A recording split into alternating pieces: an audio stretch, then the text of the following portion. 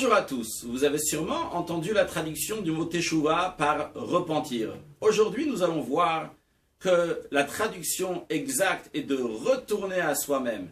Et en effet, il y a une grande différence. Repentir, c'est-à-dire que j'étais mauvais et que maintenant je deviens bien. Par contre, retourner à soi-même, ça veut dire qu'on a toujours été bien, seulement il y a des mauvaises choses qui sont collées à nous et quand on retourne à nous-mêmes, toutes ces mauvaises choses restent à l'écart de nous, on retourne à notre vraie existence qui est toujours bien. Le Ramban Nachmanide, qui a vécu, il est né en 1174 en Espagne et décédé en 1270 en Israël, il était un grand maître, décisionnaire, penseur juif. Il avait un élève qui s'appelait Avner qui a mal tourné, qui a abandonné et s'est rebellé contre le judaïsme. Il est devenu très très puissant et un jour, c'était Kippour, il a appelé son maître le Ramban et il lui a dit, devant lui, il a tué un cochon, coupé en morceaux, fait cuire et l'a mangé. Puis il a demandé à son maître, dis-moi, combien d'interdictions de karet j'ai transgressées? Karet, c'est des transgressions sur lesquelles on est coupable de retranchement dans la Torah. Son maître lui a dit 4, lui il lui a dit 5. Et ils ont discuté jusqu'à que le Ramban lui a montré des yeux coléreux. Et comme il avait encore une certaine crainte de son maître, il s'est tu. Puis le Ramban lui a dit, dis-moi, qu'est-ce qui a amené à ce que tu te rebelles d'une telle manière contre le judaïsme?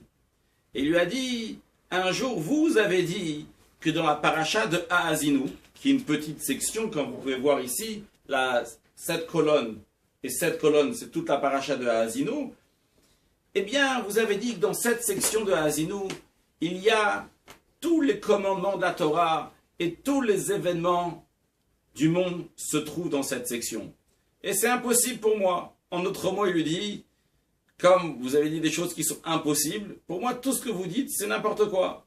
Le Ramban lui a dit, j'y tiens encore. Alors, Avner lui a dit, dans ces cas-là, trouvez-moi dans cette section mon nom, Avner. Le Ramban lui a dit, ok.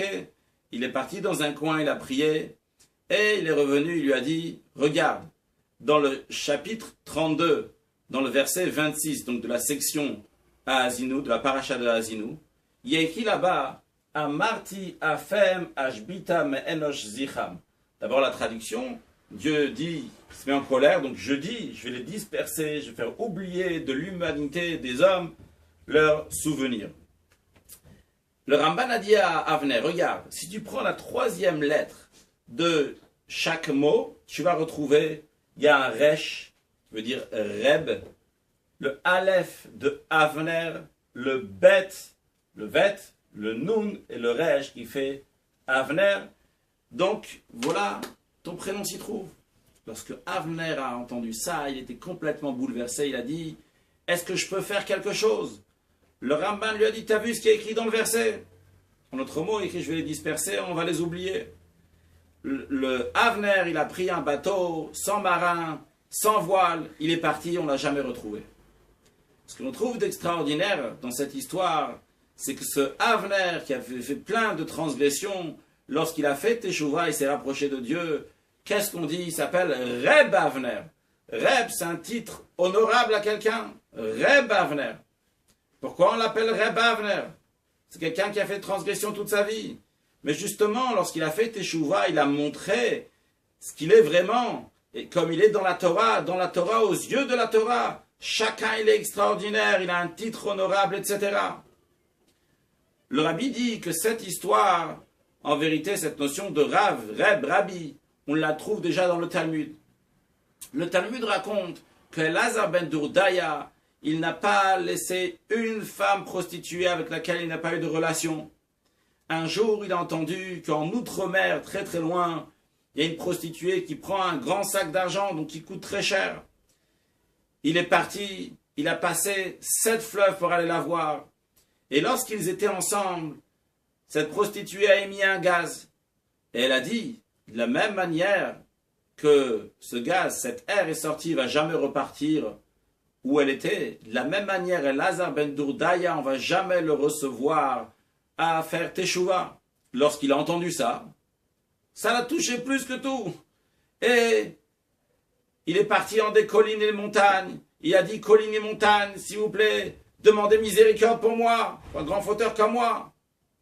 Et les collines et montagnes ont répondu, nous devons déjà demander miséricorde pour nous-mêmes, qu'on reste exister. Alors, il a demandé au ciel et à la terre, au soleil et à la lune, aux astres et aux étoiles, et il a reçu à chaque fois la même réponse. Il a dit, dans ces cas-là, ça dépend de moi. Il a mis sa tête entre ses genoux, il a pleuré jusqu'à que son âme est sortie, jusqu'à qu'il est mort. Une voix céleste est sortie et a dit, Rabbi Elazar ben Dourdaya est invité au monde futur.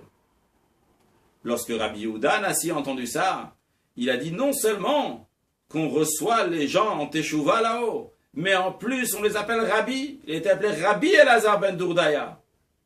On voit donc que chacun de nous a un titre honorable, mais c'est juste à nous de révéler cela, car dans les yeux de la Torah, on est tous extraordinaires.